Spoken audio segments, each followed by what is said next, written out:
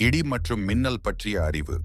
இடியுடன் கூடிய புயலில் மின்னல் எவ்வாறு உருவாகிறது? மின்னல் என்பது இடியுடன் கூடிய புயல்களின் போது ஏற்படும் இயற்கையான மின்சார வெளியேற்றமாகும். இது வளிமண்டலத்தில் மின்சார ஆற்றல் குவிந்து வெளியேறுவதால் உருவாகிறது. மின்னல் உருவாகும் செயல்முறை பின்வருமாறு. இடி மேகங்களின் உருவாக்கம். குமுலோனிம்பஸ் மேகங்கள். சூடான ஈரமான காற்று வளிமண்டலத்தில் விரைவாக உயர்ந்து குளிர்ந்து குமுலோனிம்பஸ் மேகங்களை உருவாக்கும் போது இடி புயல்கள் உருவாகின்றன. இந்த மேகங்கள் வளிமண்டலத்தில் மிக உயரத்தில் பரவியிருக்கும். அங்கு வெப்பநிலை உறைபனிக்கு கீழே இருக்கும். மின்சார மின்னூட்ட பிரிப்பு. இடி மேகத்தின் உள்ளே காற்றின் வேகமான மேல் நோக்கி மற்றும் கீழ் நோக்கி ஓட்டங்கள் உள்ளன. இந்த ஓட்டங்கள் பனித்துகள்கள், நீர்த்துளிகள் மற்றும் ஆலங்கட்டி மழைகளிடையே மோதலை ஏற்படுத்துகின்றன. இந்த மோதல்களின் போது சில துகள்களில் இருந்து எலக்ட்ரான்கள் பிரிந்து மற்றவற்றுக்கு மாற்றப்படுகின்றன. இது மின்னூட்டங்களை பிரிக்கிறது. நேர்மின்னூட்டம் பெறப்பட்ட பனிப்படிகங்கள் மேகத்தின் மேற்பகுதியில் திரளும். எதிர்மின்னூட்டம் பெறப்பட்ட துகள்கள் கீழ்ப்பகுதியில் குவிகின்றன. மின்சார புலத்தின் உருவாக்கம். இந்த மின்னூட்ட பிரிப்பு மேகத்தின் உள்ளேயும் மேகத்திற்கும் தரைக்கும் இடையேயும் ஒரு வலுவான மின்சார புலத்தை உருவாக்குகிறது.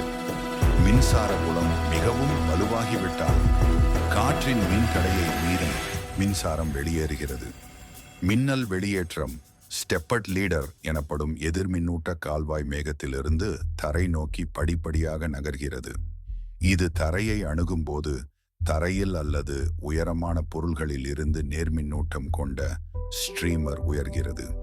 ஸ்டெப்பர்ட் லீடரும் ஸ்ட்ரீமரும் இணையும் போது ஒரு சக்தி வாய்ந்த மின்சார ஓட்டம் ஏற்பட்டு பிரகாசமான மின்னல் தோன்றுகிறது. இடி. மின்னல் கால்வாயை சுற்றியுள்ள காற்று விரைவாக வெப்பம் அடைந்து விரிவடையும் போது ஒரு அதிர்வலை உருவாக்குகிறது. இதைத்தான் நாம் இடி என்று கேட்கிறோம். மின்னலிலிருந்து பாதுகாப்பாக இருக்கும் வழிமுறைகள். தவிர்க்க வேண்டிய இடங்கள். திறந்த வெளிகள் மற்றும் மேட்டு நிலங்கள் மின்னல் உயரமான பொருள்களை தாக்கும். திறந்த வயல்கள், மலைமுகடுகள் போன்ற இடங்களை தவிர்க்கவும். மரங்களின் கீழ். உயரமான மரங்கள் மின்னலை ஈர்க்கும். மரத்தின் கீழ் நிற்பது ஆபத்தானது. நீர்நிலைகளுக்கு அருகில் நீர் மின்சாரத்தை கடத்தும். புயலின் போது குளங்கள், ஆறுகள், கடற்கரைகளுக்கு அருகில் இருக்காதீர்கள். சிறிய தற்காலிக குடில்கள், பிக்னிக் ஷெல்டர்கள், பஸ் நிலையங்கள் போன்ற திறந்த கட்டமைப்புகள் பாதுகாப்பு அளிக்காது. உலோக வேலிகள் மற்றும் மின்சார கம்பிகள்.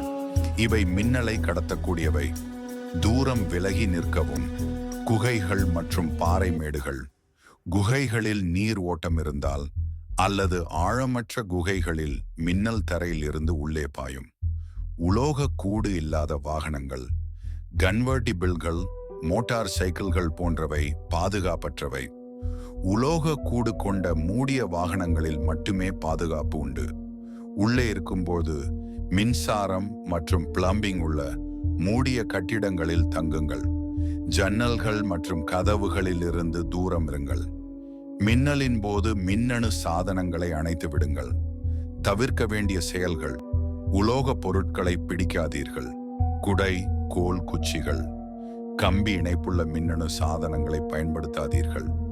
புயலின் போது குளிக்கவோ தண்ணீர் பயன்படுத்தவோ வேண்டாம். தரையில் படுத்துக் கொள்ளாமல் குனிந்து கால்களை ஒன்றாக சேர்த்து உட்காருங்கள். கூட்டமாக இருந்தால் ஒருவருக்கொருவர் தூரம் இருங்கள். கூடுதல் பாதுகாப்பு உதவி குறிப்புகள். வானிலை முன்னறிவிப்புகளை கவனித்துக் கொள்ளுங்கள். 30-30 விதி. மின்னலையும் இடியையும் 30 வினாடிக்குள் கண்டால் உடனடியாக பாதுகாப்பான இடத்திற்கு செல்லுங்கள். கடைசி இடியை கேட்டு 30 நிமிடம் காத்திருக்கவும். ரப்பர் அடித்தளம் உள்ள காலணிகளை அணியுங்கள். தரை மின்னோட்டத்தை குறைக்க. முக்கியம், புயல் தொடங்கியதும் உடனடியாக பாதுகாப்பான இடத்திற்கு செல்லுங்கள். மின்னல் ஆபத்தானது, ஆனால் சரியான முன்னெச்சரிக்கைகள் உங்களை காப்பாற்றும்.